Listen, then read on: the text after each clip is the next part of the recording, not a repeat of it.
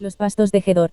Estos, por sus nombres, son los principales entre sus familias, y las casas de sus padres fueron multiplicadas en gran manera, y llegaron hasta la entrada de Gedor hasta el oriente del valle, buscando pastos para sus ganados, y hallaron gruesos y buenos pastos, y tierra ancha y espaciosa, quieta y reposada, porque los de Cam la habitaban antes, y estos que han sido escritos por sus nombres, vinieron en días de Ezequías rey de Judá, y desbarataron sus tiendas y cabañas que allí hallaron, y los destruyeron hasta hoy, y habitaron allí en lugar de ellos, por cuanto había allí pastos para sus ganados.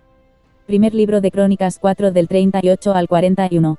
Siguiendo la descendencia de Simeón encontramos el contrapunto de Simei, con Mesobab y sus hijos. Porque aunque Simei tuvo muchos hijos, estos no continuaron multiplicándose como debieran, pero en Mesobab se ve cómo han crecido tanto que les llegó la necesidad de ocupar otras tierras.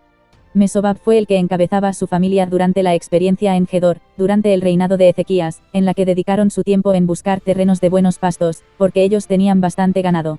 Además, los de Can que habitaban allá fueron destruidos por completo, quedando el lugar totalmente habitable para los de Simeón. Cabe decir que Cam era uno de los enemigos de Israel, de los cuales también debió ser sacado de estas tierras durante la toma de la heredad, en tiempos de Josué, pero en ese entonces no se consiguió obedecer la orden de Dios de desalojar por completo todas las tierras de Canaán, para su uso y disfrute, y de ahí que existieran asentamientos paganos en medio del pueblo de Dios. Los de Mesobab, pues, vinieron a hacerse de provisión durante su etapa de crecimiento, procurando para sí los pastos de Gedor desde tiempos de Ezequías, y hasta la época contemporánea al cronista.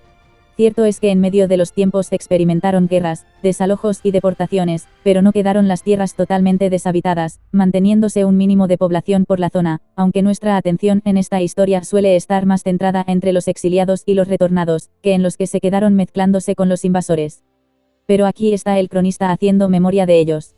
Destacan pues, la iniciativa y la libertad de los de Mesobab, de Simeón, de buscarse la provisión necesaria para su mantenimiento, y hacerse con ella. El rey David conocía muy bien de dónde venía su provisión, por cuanto escribió: Jehová es mi pastor, nada me faltará, en lugares de delicados pastos me hará descansar, junto a aguas de reposo me pastoreará.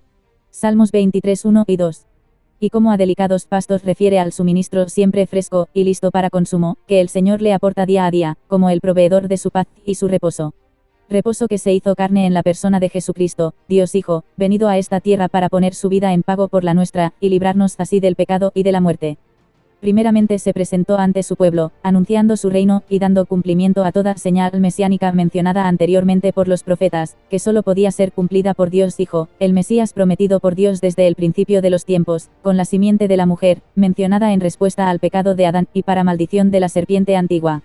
El Señor Jesucristo se presentó muy claramente y de diversas maneras. Una de las más populares era aquella de presentarse como el Yo Soy, aludiendo claramente al nombre del Señor.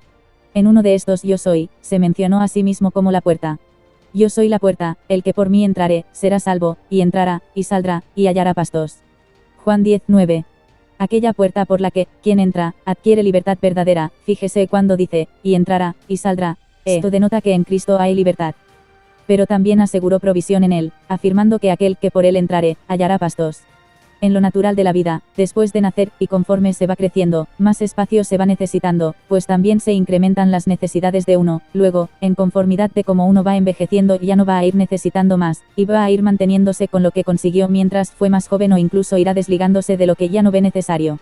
Los de Mesobab esperaron a crecer antes de aventurarse a buscar pastos, y aunque Gedor estaba ocupado por el enemigo, pudo deshacerse de él por completo, y disfrutar así de unas tierras fértiles, idóneas para su ganado. Todo esto lo consiguieron con el beneplácito del rey, por lo que no le faltaría el apoyo para cumplir exitosamente su misión.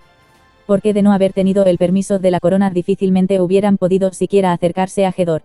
A veces nos afanamos creyendo que necesitamos más de lo que tenemos, sin habernos molestado antes en nuestro crecimiento personal y espiritual, de modo que acumulamos sin haber buscado previamente cuál es la voluntad de Dios para nuestras vidas, sin pensar si esto que adquirimos era lo que realmente cubre nuestra necesidad real, o va a suponer, más bien, un tropiezo.